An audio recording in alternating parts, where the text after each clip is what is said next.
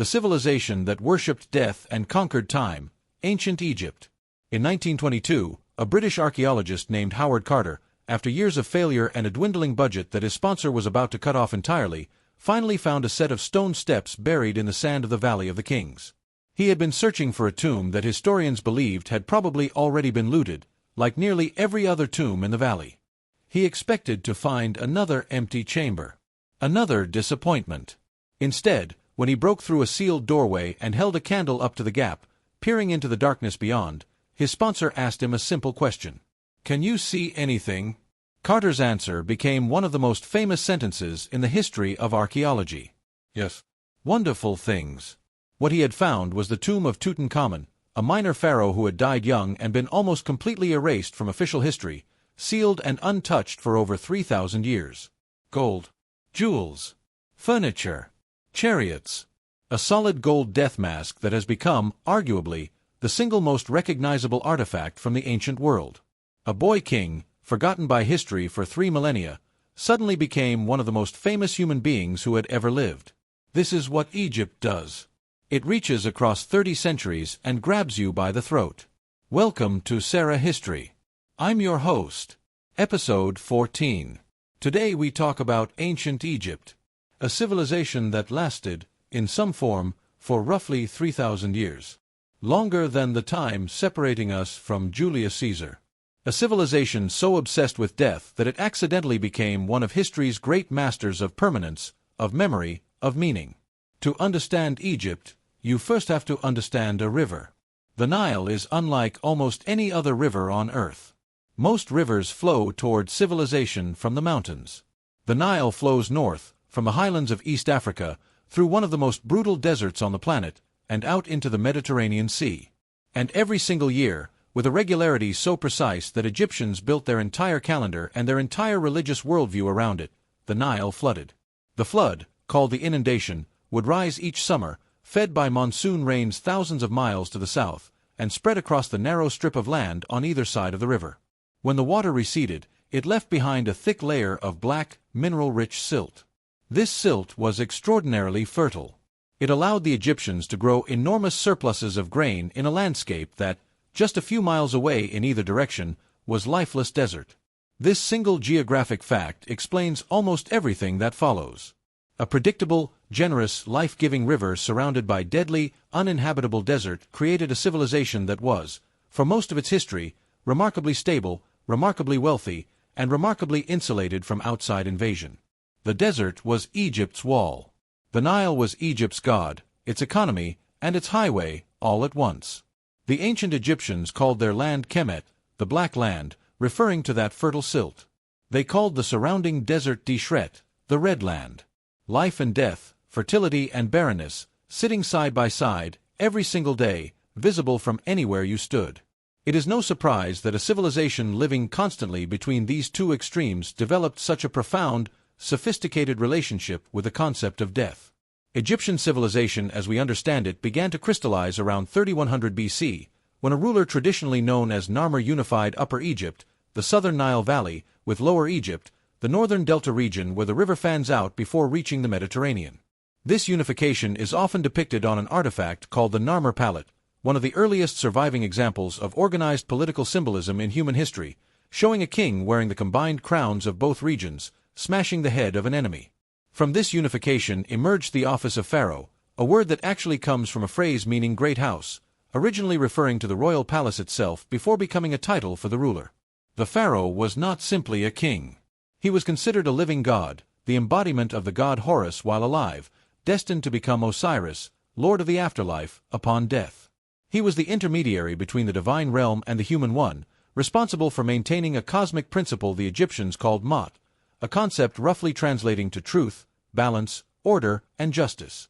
If the pharaoh failed to maintain Ma'at, the Egyptians believed, the universe itself would fall into chaos. Floods would fail. Chaos would consume the land. This is a genuinely different way of thinking about political authority than almost anything in the modern world. The pharaoh's legitimacy was not based on conquest or popular consent.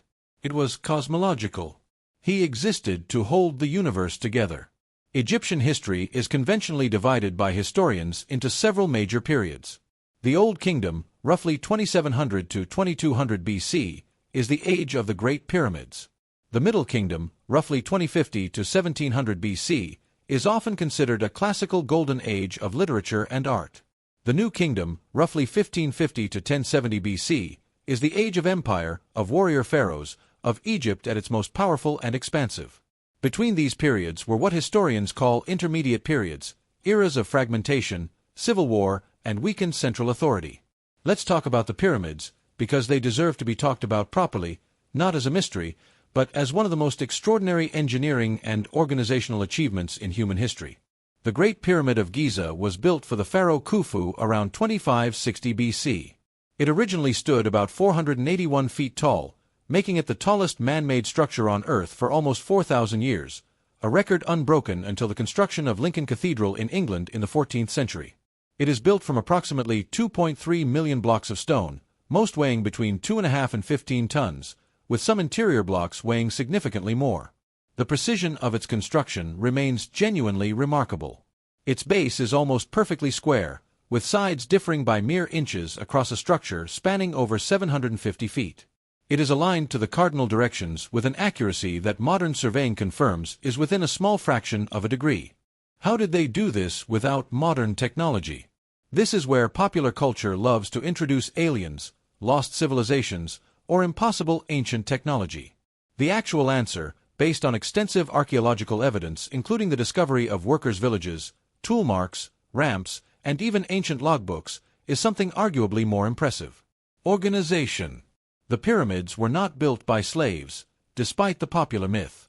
Archaeological evidence from worker villages near Giza shows skilled laborers who were fed, housed, and given medical care, organized into work gangs with names that translate to things like the Friends of Khufu, suggesting actual pride and identity associated with the labor. Many were likely conscripted as part of a labor tax during the months when Nile floodwaters made farming impossible, essentially redirecting agricultural labor into a massive seasonal public works project. The blocks were quarried locally and from sites along the Nile, transported by boat during flood season when the river extended closer to construction sites, and moved using ramps, levers, and an understanding of basic mechanics that modern engineers have successfully replicated in experimental reconstructions. What the pyramids represent, more than any individual technological trick, is the staggering organizational capacity of the early Egyptian state. The ability to mobilize, feed, house, and coordinate tens of thousands of workers over multiple decades, to manage supply chains stretching across the entire kingdom, to maintain this effort across the reign of a single pharaoh and often into the reign of his successor. This required a sophisticated bureaucracy, a system of writing and record-keeping, a centralized authority capable of taxation and resource allocation on an enormous scale. The pyramids are not evidence of mysterious lost technology. They are evidence of mysterious, in the sense of impressively sophisticated, governance. Central to understanding Egyptian civilization is understanding their relationship with death, because it shaped almost everything they built, wrote, and believed. The Egyptians did not see death as an ending. They saw it as a transition, a journey to another form of existence that, with the right preparation, could be as rich and complete as life on earth. This belief drove an enormous amount of cultural, religious, and economic activity. Mummification was the technical process of preserving the body, because Egyptians believed the soul, divided into multiple components including the Ka and the Ba, required a recognizable physical form to which it could return and through which it could continue to exist in the afterlife. The process, refined over centuries, involved removing internal organs, which were preserved separately in canopic jars, except for the brain, which was generally discarded as Egyptians did not consider it particularly important. The heart, believed to be the seat of intelligence and emotion, was carefully preserved and left in the body, because it would be weighed in the afterlife against the feather of the goddess Mot to determine whether the deceased had lived a worthy life. The body was then dried using natron, a naturally occurring salt compound, wrapped in layers of linen, and placed within increasingly elaborate coffins and, for the wealthy, stone sarcophagi. Tombs were filled with objects the deceased would supposedly need in the afterlife. Food, furniture, jewelry, weapons, models of servants and workers called shabti figures who would magically perform labor on behalf of the deceased. Walls were covered with spells, prayers, and instructions collectively known to modern scholars as the Book of the Dead, designed to help the deceased navigate the dangers of the underworld and successfully reach the field of reeds, the Egyptian paradise. This obsession with death produced, somewhat paradoxically, one of history's richest records of daily life. Because Egyptians wanted their tombs to recreate and preserve their actual earthly existence for eternity, tomb paintings depict farming, fishing, brewing beer, playing music, dancing, hunting, and an enormous range of everyday activities, giving modern historians an unusually detailed window into ordinary ancient Egyptian life that is rare from other ancient civilizations, where surviving records tend to focus disproportionately on kings, wars, and religious matters. Egyptian civilization was not static across 3,000 years. It went through dramatic transformations, foreign invasions, internal collapses, and remarkable periods of recovery and reinvention. During the Second Intermediate Period, around 1650 BC, a group of foreign rulers called the Hyksos, likely of Canaanite or Semitic origin, seized control of the Nile Delta region, ruling parts of Egypt for roughly a century. Egyptian princes based in Thebes in the south eventually organized a war of liberation, expelling the Hyksos and reunifying the country, beginning the New Kingdom, the Age of Empire. The New Kingdom produced some of history's most famous pharaohs. Hatshepsut, one of the few women to rule as full pharaoh rather than merely as a queen consort, oversaw a period of peace and prosperity, commissioned ambitious building projects, and was sometimes depicted in official art wearing the traditional false beard symbolizing pharaonic authority, presumably to assert legitimacy in a role almost always occupied by men. After her death, later pharaohs attempted to erase her monuments and records, an act of damnatio memoriae that historians still debate the exact motivation for. Akhenaten, who ruled in the 14th century BC, attempted one of history's most radical religious revolutions, abandoning Egypt's traditional polytheistic religion centered on dozens of gods in favor of exclusive worship of a single solar deity called the Aten. He moved the capital to a newly built city called Akhenaten. This religious revolution proved deeply unpopular with the powerful priesthood of the traditional gods, particularly the priests of Ammonius, whose temples held enormous wealth and political influence. After Akhenaten's death, his religious reforms were almost completely reversed, his monuments defaced, his name removed from official records, an erasure so thorough that he remained almost entirely unknown to history until his city was rediscovered by archaeologists in the 19th and 20th centuries. His son, who originally bore a name honoring the god Aten, changed his name to Tutankhamun, honoring the restored god Ammonius, as Egypt's traditional religious order was re-established. This is the same boy king whose nearly intact tomb Howard Carter would discover over 3,000 years later, his fame in death entirely disproportionate to his historical significance in life, largely because his tomb survived looting that claimed nearly every other pharaonic burial. Ramesses II, often called Ramesses the Great, ruled for 66 years in the 13th century BC and represents perhaps the height of New Kingdom military and architectural achievement.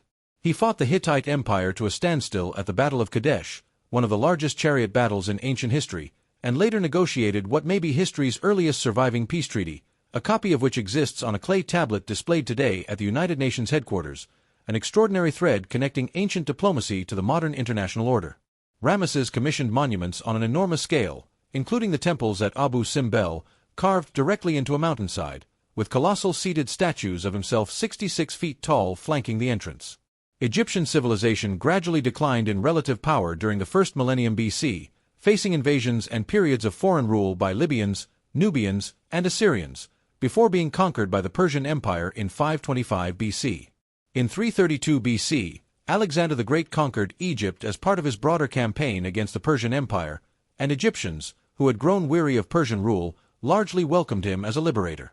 After Alexander's death, one of his generals, Ptolemy, established a new ruling dynasty, the Ptolemaic dynasty, which would rule Egypt for nearly 3 centuries, blending Greek and Egyptian culture in fascinating and sometimes uneasy ways. The Ptolemies built the famous Library of Alexandria, one of the greatest centers of learning in the ancient world, and the lighthouse at Alexandria, one of the 7 wonders of the ancient world. The Ptolemaic rulers, despite being ethnically Greek and largely speaking Greek rather than Egyptian, adopted many pharaonic traditions, depicting themselves in traditional Egyptian royal regalia in temple art to maintain legitimacy with their Egyptian subjects.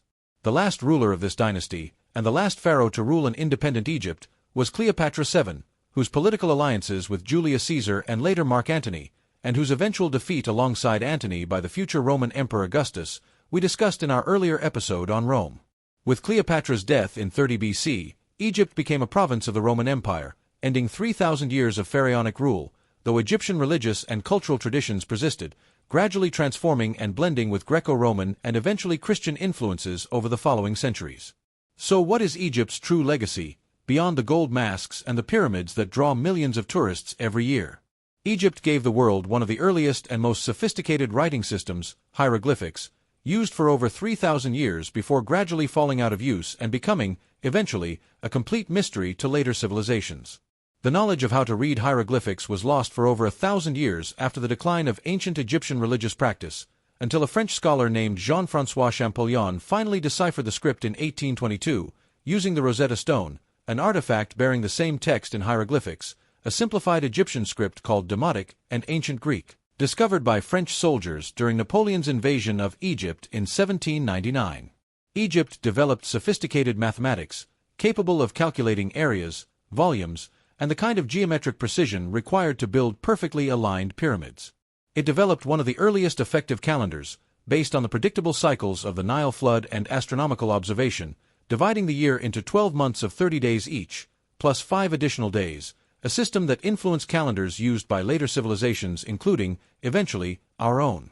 Egyptian medicine, though intertwined with religious and magical beliefs, also included genuinely empirical practices, surgical techniques, an understanding of basic anatomy gained partly through the practice of mummification, and medical texts that catalog real treatments for real ailments, some of which modern medical historians have found to have genuine therapeutic value.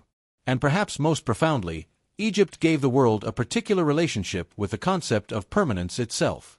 A civilization that looked at the brutal, eroding power of time and desert wind and decided to fight back, not through endless war or expansion, but through stone, through writing, through ritual, through an absolute, obsessive commitment to making memory itself permanent.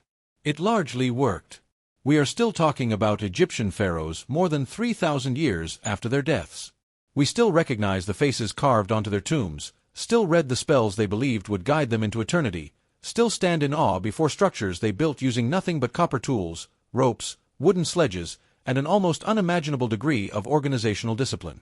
Howard Carter, standing before that sealed doorway in 1922, peering into darkness that had not seen light in over 3,000 years, was not just discovering treasure. He was completing the very task the ancient Egyptians had set out to accomplish in the first place. He was making sure they would be remembered. In a sense, Tutankhamun, a minor pharaoh who ruled for less than a decade and whose own contemporaries likely considered him a forgettable figure, achieved exactly what every pharaoh hoped for: immortality. Just not in the way he might have expected. Not through the eternal favor of the gods in some unseen afterlife, but through the curiosity, the wonder, and the persistent fascination of an entirely different civilization, thousands of years and thousands of miles removed from his own, that simply refused to let him be forgotten. That may be the deepest truth Egypt has to teach us. That the human desire to be remembered, to leave something permanent behind in a world defined by decay and impermanence, is one of the most powerful forces in our species' entire history. It built pyramids. It carved mountains into the faces of kings. It filled tombs with gold for journeys that may or may not have ever actually been taken. And in the end, whether or not any of those pharaohs actually found their way to the field of reeds, they did, in the most literal sense, achieve immortality. We are still saying their names. This has been Sera History, Episode 14. If this story made you think differently about memory, about permanence, about what it actually means to be remembered across the vast, indifferent scale of time, share it with someone who needs to hear it. We will be back. There are always more stories. History is not behind us. It is us.